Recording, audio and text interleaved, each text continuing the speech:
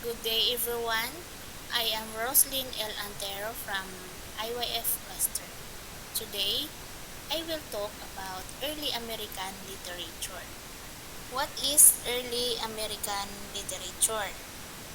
Literature from the colonial era up to the early US around 1820 includes writing from settler leaders and early novels.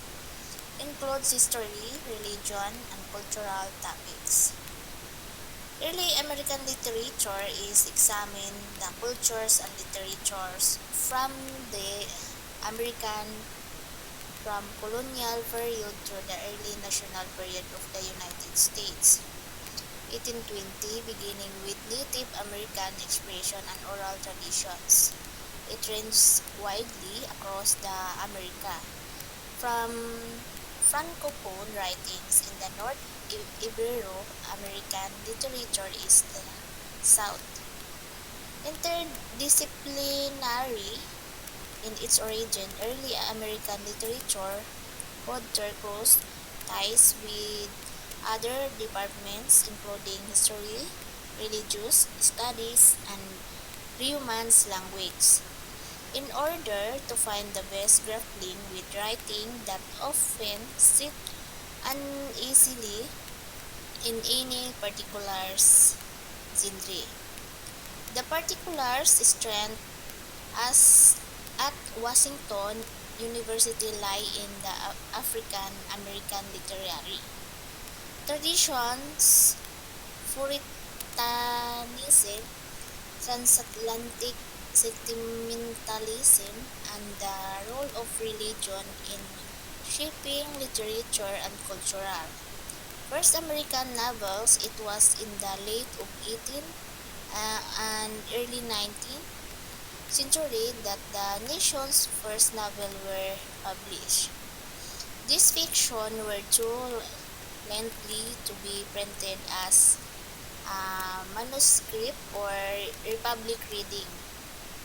Publisher took a chance on this work in hopes they would become steady seller need to be reprinted. First American novels are Thomas Atwood Digges. The important writers. These writers influenced early American thought and writings. Alexander Hamilton, James Madison, and John Jay. Thomas Jefferson and William Helbron. These writers had a big influence on early America. They helped shape the country's government, beliefs, and literature.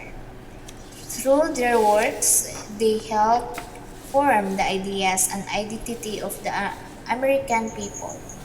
Alexander Hamilton was one of the leaders who helped build the United States.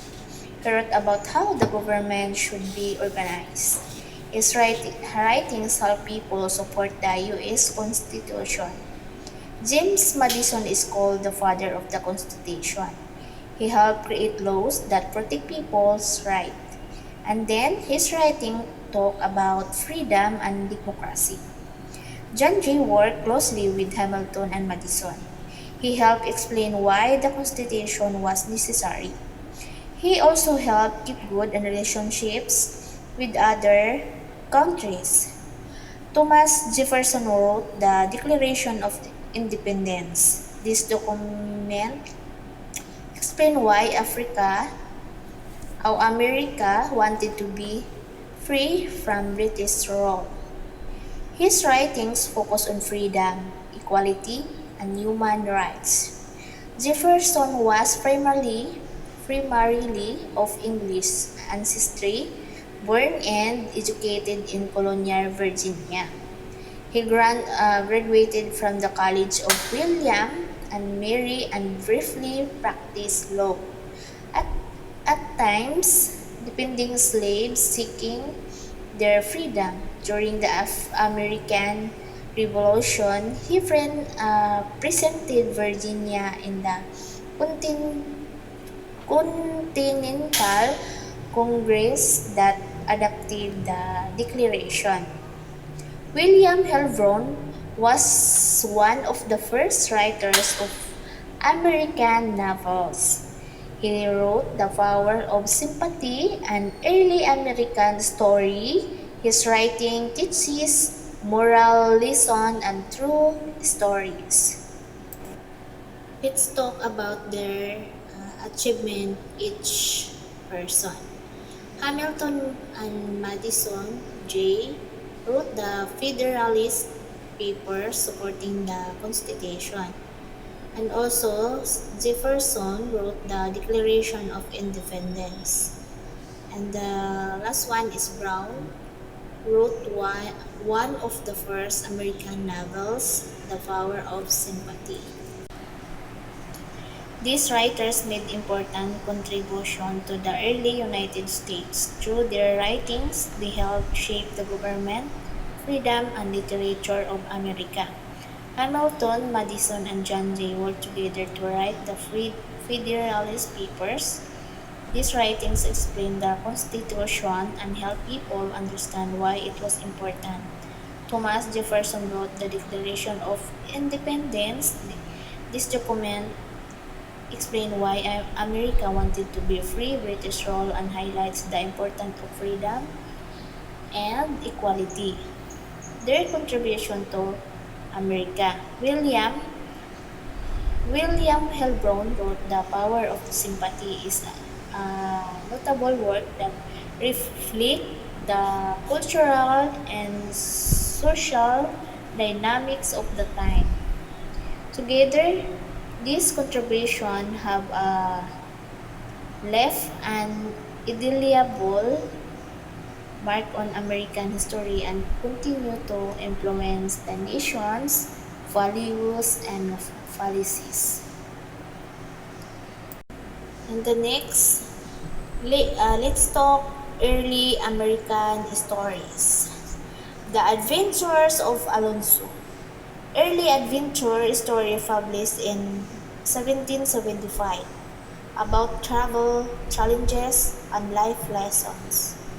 The Power of Sympathy, written by William Helvron, a story told through letters about love, virtue, and moral outcomes. Now let's talk about early American stories show the experience and values of people during the time. This story often talk about travel, struggle, love, and moral lessons. The Adventures of Alonso is an early adventure story published in 1775. It's tell about journey filled with challenges and teaches important lesson in life. Alonso is the one only son of Senor Alvarez, a rich Portuguese merchant. His father wants him to become a merchant. So Alonso studies in England. When he returned to the Portugal, Alonso falls in love with Doña Eugenia, a beautiful woman who is sadly married to Don Pedro, a zealous and powerful man. Alonso and Eugenia run away together.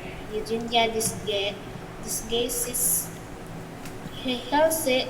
herself as a man so they won't be recognized.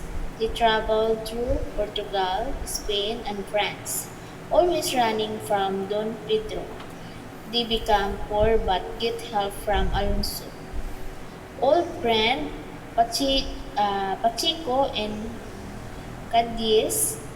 There Alonso learns that his mother has died and his father has disowned him. Alonso leaves Eugenia safely in a convent and travels to Brazil to find his fortune.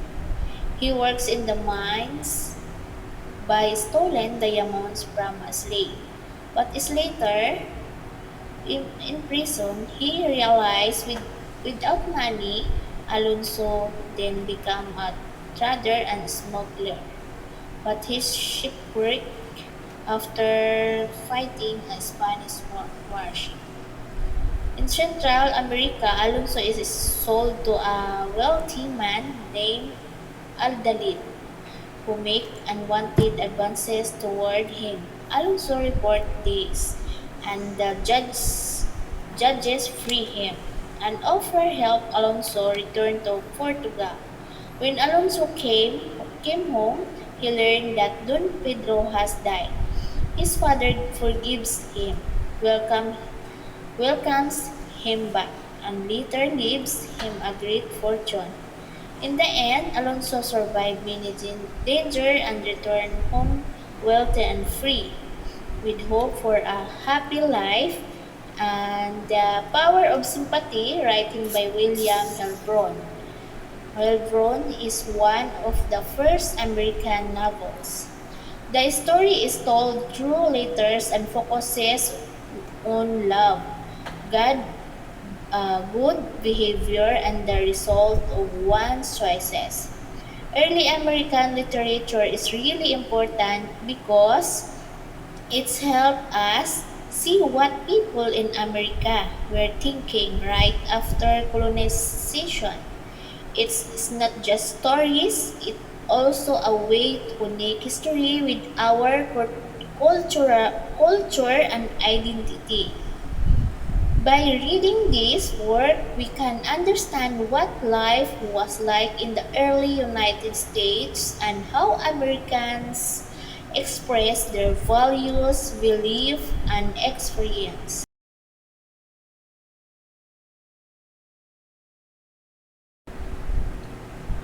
Next, why we need to know this. Early American literature show how Americans thought after colonization. Connects literature with history and identity. Help us understand early U.S. culture.